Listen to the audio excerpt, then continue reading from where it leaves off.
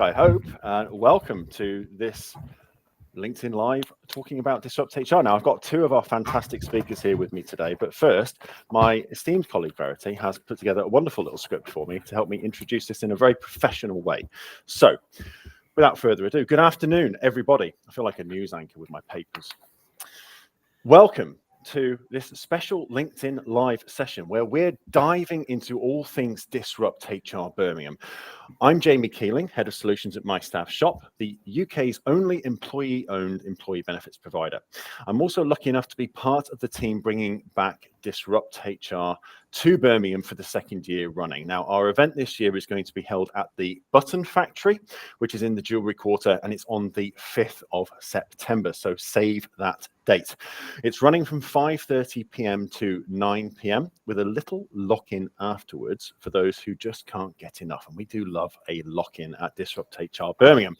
So, we are live, so for those of you watching, please feel free to send in any comments or reactions. We love it when you share the love on these streams, and we will be reading out and answering questions and comments as we go through as well. So, if you haven't heard of Disrupt HR before, this is more than your average HR event. It's a place where the HR community from all over the world comes together to exchange ideas, share best practices, and as the name suggests, disrupt the traditional ways of thinking about HR. This year's lineup is absolutely packed with talent, and I can't wait to tell you more about it. But before I do, let's meet today's fantastic guests who are going to help us dive into what you can expect at this year's event. Now, first up, we have the incredible Deborah Hartung. Deborah has been making waves in HR for 25 years and has spent 15 of those years as a leadership development coach, so she really knows her stuff. Deborah, welcome to the stream. Tell us a bit about yourself and what you've been up to lately. Thank you so much for having me. And, thank you for allowing me to actually dial in on the right day and still be part of the stream. Yes, so I've been in the UK now. I'm originally from South Africa.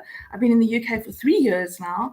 And Toby and I were just comparing our Disrupt HR CVs. Toby has spoken at a ton of them. So Birmingham is going to be my 7th one. And we were just comparing, and have we spoken outside of the UK? So stuff that I've been doing to answer your question. I work as a culture transformation consultant, and I obviously also work in the leadership development and manager training space. So there's a couple of different things that I do because obviously our managers and our leaders create workplace culture. So it's really all about helping to create, the managers that will become your favorite manager that you ever had and the shareholders' favorite manager that they ever encountered. Whilst building really great culture. So I get to work with some really awesome companies. I work with a tech company called Team Foria. And what I'm doing now, by the way, is one of the things that sets Disrupt HR apart. Usually at these events, one of the things I think that people hate about these events is the selling, right? There's oftentimes a lot of corporate sponsors and then they get a speaking slot and they're kind of, singing the corporate lingo and talking about their product or their service. And that's one of the things that at Disrupt HR, we are not allowed to do. So we actually don't necessarily speak about who we work for, who we work with, technology partners, anything like that. It really is just an ideas exchange. And that's one of the reasons why I love it. Amazing. Thank you, Deborah. I have to say, I second that. And one of the reasons, and I've said this at many events I've been to and spoken at before, one of my favorite parts of these events is that you haven't got that onslaught of people selling to you. And I've done lots of networking in my time in business, and Disrupt HR isn't a typical networking event in that sense, because most networking events I've been to, everybody in the room is there to sell to everybody else, right? And that can sometimes be not very fun. But with Disrupt HR, not only are you getting all of these great speakers and all this great content, you're guaranteed to not have people's products and services rammed down your throat, which I just think is a fantastic environment to be in.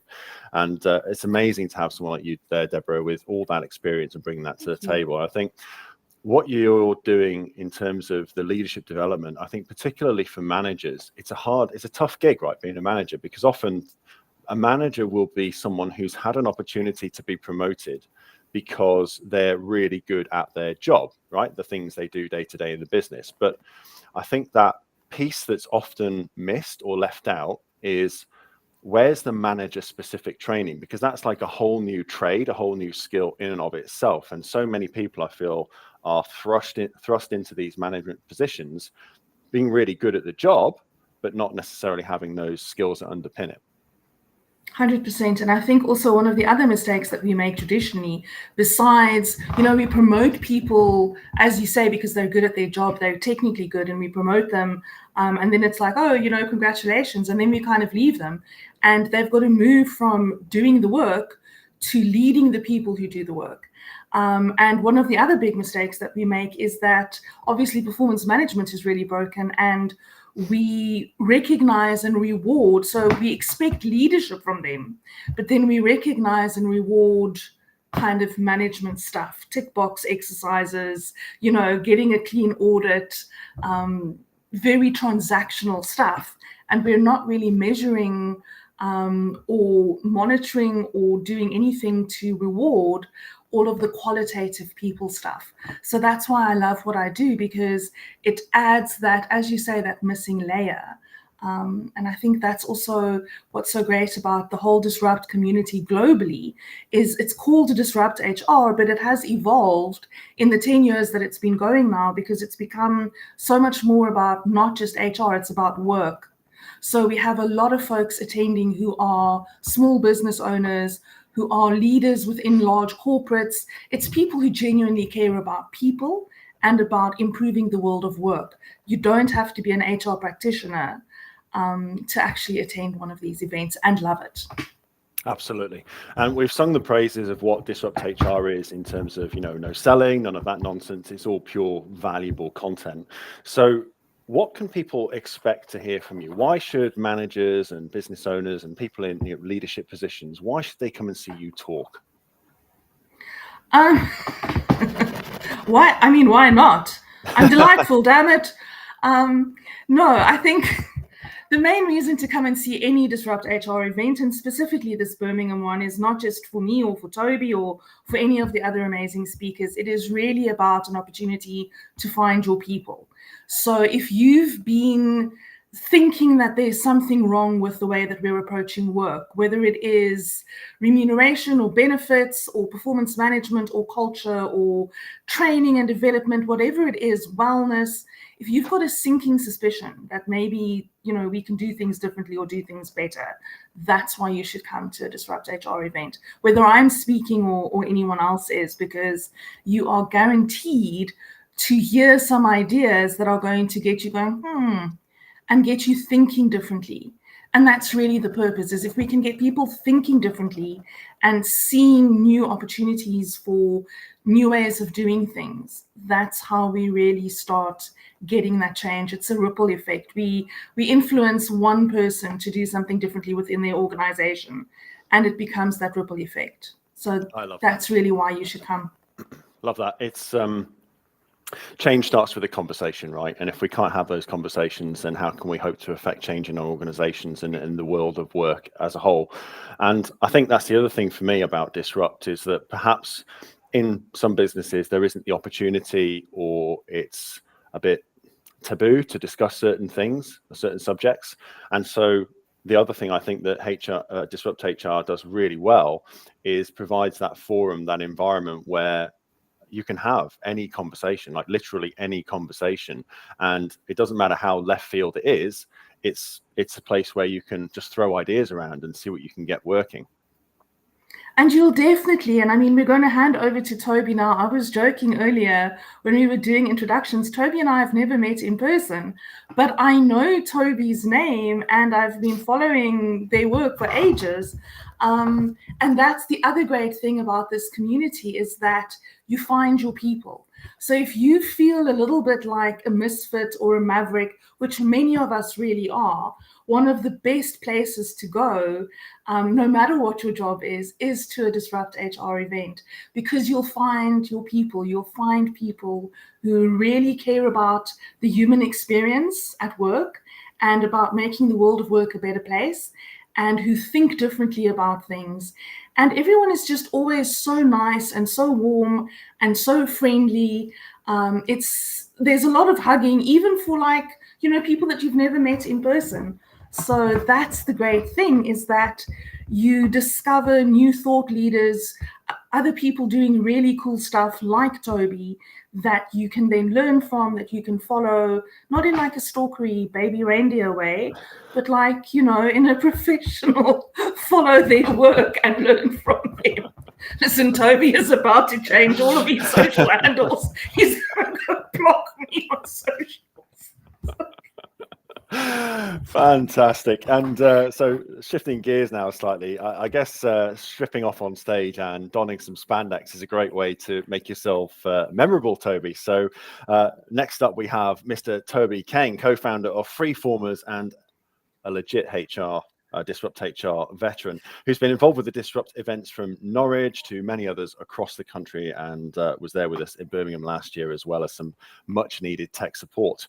Toby, welcome. What's been keeping you busy, and what excites you most about this year's event? Wow, two huge questions. I just want to thank you for all the lovely comments, Deborah. That was absolutely lovely. I was just sat here going, I could just listen to this all day, having my ego massage. It's great. As if this is what live streaming is all about. Count me in. But I struggle to add anything more to what Deborah's said in terms of that fantastic articulation about what the community of DisruptHR brings to the industry, but not only the HR industry, as Deborah said, like the whole world of work, right? Fundamentally, the world of work succeeds when there is a beautiful relationship between employee and employer. And the design of that has to be done with intent, and has to be done, as with as much effort as you would for a customer business relationship. Like both those relationships are just as important as each other. But I think most have kind of lost their way in terms of just focusing on customer. It's a lot of company values is we are customer focused. It's like, well, duh, because if you're not, you're not going to sell anything.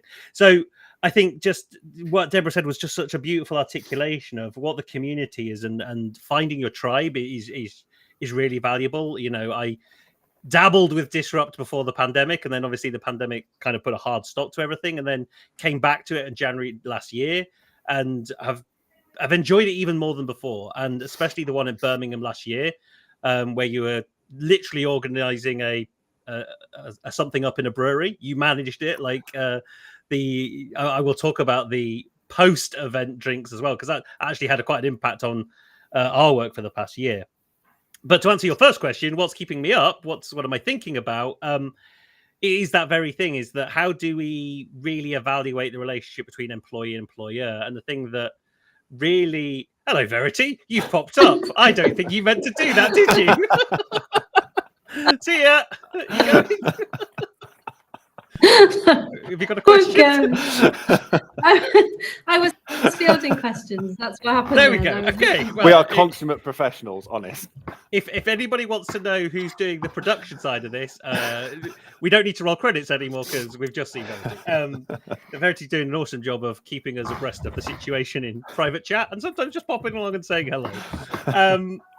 But so what has been really frustrating over the past, I'd say 30 years, is that companies have really lost their way in creating an equitable relationship between employee and employer, to the point where it's like people are a resource. Human resources kind of pays testament to that. And what I've been trying to get back to is a Birmingham-based narrative of, the Quaker, Bourneville, creating a village, houses, schools, hospitals for their employees, which will have tangibly had an impact on the business. You cannot deny that giving your people all of those stuff, either giving it to them or giving it to them at a reduced rate, giving them the security outside of the work is going to impact performance inside the world of work as well.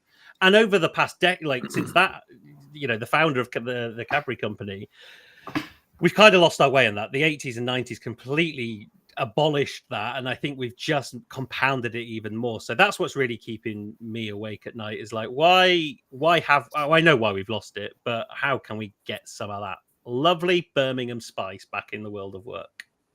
Very eloquently put, Toby. Thank you very much. It's always a pleasure to hear from a veteran such as yourself. Now, for everyone tuning in, whether you're in HR, a business leader, or just someone passionate about shaking up that status quo, Disrupt HR Birmingham is where you want to be. Let's take a moment to shout out some of the amazing speakers we have confirmed. Deborah Hartung, of course, along with Nikki Marshall, a wellbeing coach and author. We have the amazing Colma Hay, a human-centered leadership coach, and Liz Crutchley, DEI specialist with Orange Orchid. The list goes on with industry leaders like Dr. Ali Namati, Deborah Corey, and many more. It's a lineup that's truly going to inspire and challenge you, that's for sure. So don't forget, guys, we are live. So if you want to chuck any comments or questions into the chat, now's an opportune time to do so. We've got someone following the stream from Western Kenya, which I think is Wow. probably to get from Western Kenya to Birmingham. I don't know how easy a trip that is, but if you can make it, definitely pop along. But that's also what the videos are for. So that's the other thing that I think that we should touch on, which makes this really such a global thing and builds a global community, is every single one of our talks is actually videoed. And so that 5 minutes that we have on stage to wow you and inspire you with new thinking and new ideas, that is videoed and that is uploaded to the global DisruptHR site on Vimeo, and you can actually access all of those speakers. So obviously we would love you to be there, but if you can't, because you are in Kenya or Ghana or South Africa or wherever, you're sitting in the US, you can actually catch our talks later on. You can watch the video. Great point. Thank you, Deborah. So we've had a question come in about these little octopi, the octopus. I can't wait to get one. They're so now, cute. These are actually some super-sized ones. You can see they're as big as my head. And we did have a load of really small ones, which we were giving out at the last Birmingham event. But Octopus EV, our partners in the car salary sacrifice space, have very kindly provided us with not one, not two, but a whole box of these bad boys. And they come with this, an official certificate of adoption. So if you are lucky enough to win one of these at the event, and we're going to be having our famous spinning wheel there. So if you want to come over to our table, give that a spin, you could be in for a chance to win yourself a big furry octopus.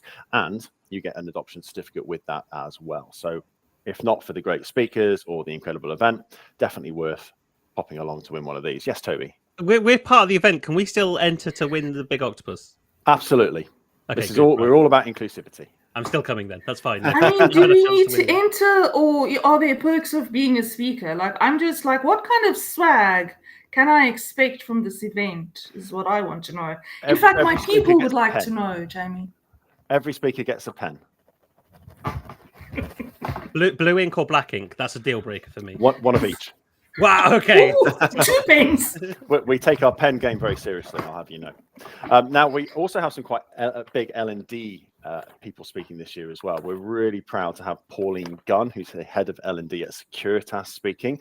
And also on the Octopus EV side, we've got Chris Robinson, who is their head of L&D, coming and speaking for us as well. So loads of great speakers. Now, we've been through the octopi, and so it's worth probably mentioning some of our wonderful sponsors who help make all of this possible as well. So we have some brilliant sponsors on board who are absolutely making this event possible, and we've mentioned the pink octopi. Deborah, did you put an order in for one of these, I believe? I mean, I tried to be diplomatic about it and say, what does one do? You know, I didn't want to blatantly say, please give me an octopus. Okay, I'm going to do it. Please give me an octopus. Request noted. So we'll make sure we have plenty of stock of octopi at the event. And as I mentioned, that's thanks to Octopus EV. So make sure you go and say hello to them. I want to put my flag in the sand, and I think Octopus EV are one of the best EV companies out there. I never use them, but I imagine they're really good. And if this helps me get an octopus by saying this, well, I can just once again reiterate that Octopus EV do EV stuff really well.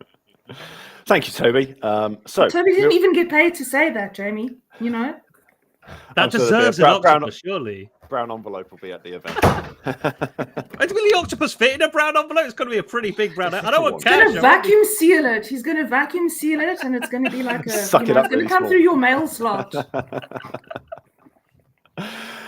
We are also happy to have returning sponsor Sante Group also back again. They will be at the event to share their expertise and tell you more about what they do. Of course, we cannot fail to mention our partners at the HR Gazette and HR Chat podcast, and of course, Refined, the interim executive search specialist. This event is going to be one for the books. Now, Deborah, I know you're planning to tease a little bit of the content that you'll be sharing at No, HR I'm not. Birmingham. So, care to give our viewers a sneak peek? I don't even know what I'm going to be. No, I'm joking. So my talk is about how your values are killing your culture. And I mean, Toby touched on that earlier when he said, value of customer focus. So it's really just about, I work in the culture space and I see this all the time. And honestly, I would be willing to put money on it, and I'm not a gambling person, but I would be willing to put money on it that our audience of 150 to 200 people in Birmingham, very few of them are going to be able to recall what their core corporate values are or what they even mean. They really are just something that's on a poster. They are mostly meaningless. And the times when they're not entirely meaningless, I find that they are actually quite damaging to culture. A lot of times they were written with good intentions by, C-suite executives at an away day. And I know this because I facilitate a lot of those. And, people in suits get together and they brainstorm what should their values be. And then they kind of impose it on their people, and they expect these untrained managers to live these values. And when we see values like excellence or high performance culture, often what we see as a unintended consequence is that people suffer, wellness suffers, employee engagement and experience is a victim of the pursuit of profit and market share and things like that. So the same with innovation. Oftentimes we see that, people feel like they're somehow divorced from the concept of innovation, that it's an R&D thing. They don't realize that you can innovate where you're sitting. So continuous improvement suffers. Those voices that have got the good ideas, they are silenced because, innovation is, that's above your pay grade. So I'm really going to be talking about why those value statements actually mean nothing, those unintended consequences that are probably killing your culture more than building your culture. And then I might even suggest a couple of alternatives as to what to do instead of having a poster with some values on a wall in reception.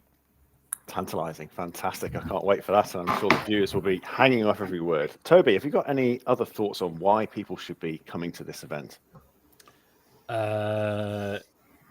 Drink. Yeah, that's why I'm coming. I'm not speaking at this one. I'm literally coming to tell Verity. Toby's coming for the snacks and the drinks. Burgers and beers, great. Verity has just said in the production chat that there are burgers and beers, which are two of the key food groups in my diet. I kind of briefly mentioned it afterwards, like the post-event networking, and like a very short story that actually that post-event networking that happened at the event last year set me on a journey to doing something really amazing this year with esports and applying the principles of esports content creators and competitors into the world of leadership. Now, that wouldn't have happened if I hadn't come to Disrupt and had a drunken conversation with Maiko Flynn from Samfire, who, Jamie, I know you know. That would not have happened. He made that introduction for me, and now we're partnered with them. And that happened on that night. So this event has a lot to live up to because it helped me develop something really cool and groundbreaking with 1J Esports. What is this one going to produce? Who knows? Who knows? But magic will happen either way. Absolutely. And I have to say that whether it's a lock-in or just nipping down the pub afterwards, I've certainly found that the best conversations and the best networking happens in those after hours, kind of after the event hours. Although obviously the event is fantastic and the speakers share so much stuff, but when you've had all of that great content and then you come out of there afterwards, and in our case, you're actually staying at the Button Factory, so you have no need to go anywhere else. but to be able to let those thoughts and ideas percolate and just mull around inside your heads and discuss them with other people. And it's great to be able to have that conversation. As we said earlier, conversation is where change starts. So that's going to be fantastic. Now, I can share with you that we have almost 130 registrations for this event already. It is going to be a packed event. So this is a warning, an early warning, a call to action, if you will. So if you are interested in coming along on the 5th of September, get the date saved in your diary, get yourselves over to Eventbrite and get yourselves registered. Now, it is free to register, so that is not a barrier for you. Obviously, you need to get yourself there and pay for your own drinks. However, after that, everything else is covered. So there's going to be burgers and everything else there to keep you well oiled and fed and ready to go. We are seeing more and more registrations every single day. So like I said, don't delay, get on there and get yourselves registered if you're interested in coming along. Why would you come along, apart from all the great reasons Deborah and Toby have shared today? Well, we have some incredible people in the room, and I can say as someone who's had the privilege of having a look at the registration list already, there are some incredible people already registered, but we also have amazing speakers, and I've touched on a few of those already. But in terms of some of the companies or representatives from companies we're going to have in the room, there's going to be someone there from Securitas, we're going to have someone there from Poundland, and lots of other places as well, some of which I cannot say just now. So there's a bit of a teaser for you, and we're going to wrap this up now. So thank you very much to everyone for joining. As I said, make sure you save that date, the 5th of September. We get started at 5:30. It runs till 9, and of course then we're having the lock-in until the end of the night, whenever that end may come. So you might want to consider booking some accommodation as well.